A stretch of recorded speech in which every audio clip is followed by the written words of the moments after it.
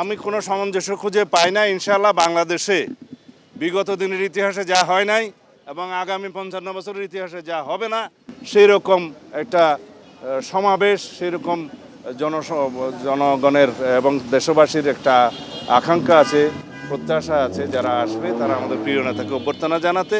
সুতরাং এই লক্ষ লক্ষ জনতার এই সমাবেশের মাধ্যমে আমরা জাতিকে একটা মেসেজ দিতে পারবো যে এই দেশে কোনো ষড়যন্ত্র কখনো দানা বাঁধতে পারবে না। আমরা সবাই, আমাদের সামনে একটাই স্লোগান, সবার আগে বাংলাদেশ। সেটা আপনারা খুব শিগগির দেখতে পাবেন। এটা হয়ে গেছে, সবগুলো আপনারা 2-1 দিনের ভিতরে দেখতে পাবেন। আমরা জানাজায় যাওয়ার জন্য বের হয়েছি। আমি, আমার সাথে জনাব রুহুল কবির রিজভী, জনাব আব্দুল আওয়াল মিন্টু এবং ঢাকা উত্তরের সভাপতি আমিনুল সহ আরও কয়েকজন আছে। আমরা এখন এলডি হলে অবস্থান করার জন্য আমাদেরকে বলা হয়েছে। এলডি হল থেকে আমরা ওখানে জানাজায় যাব।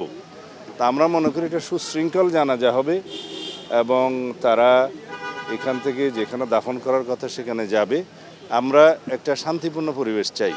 আমরা প্রতিবাদ করব, নিয়মতান্ত্রিক পদ্ধতিতে প্রতিবাদ করব। যে কোনো হত্যাকাণ্ড অবশ্যই নিন্দনীয়, কিন্তু এই যে বর্বর হত্যাকাণ্ড হয়েছে, সেই হত্যাকাণ্ডের পিছনে কিছু উদ্দেশ্য অবশ্যই আছে, কিছু ষড়যন্ত্র আছে, সেটা আমরা লক্ষ্য করেছি। এবং নির্বাচনকে বানচাল করার জন্য, পারতপক্ষে পিছানোর জন্য যে সমস্ত অপকৌশল গ্রহণ করেছে ফেসিবাদী শক্তি, পতিত ফেসিস্ট শক্তি, তার সাথে হয়তো তাদের এদেশীয় দোসররা এবং এর বাইরেও যারা নির্বাচন বানচাল করতে চায় তারা জড়িত থাকতে পারে। তবে কোনো রকমের অপকৌশল এবং কোনো রকমের এরকম হত্যাকাণ্ড ঘটিয়ে যদি কেউ মনে করে যে দেশে নৈরাজ্য সৃষ্টির মাধ্যমে নির্বাচন বানচাল করতে পারবে, তাদের সেই ধারণা ভুল।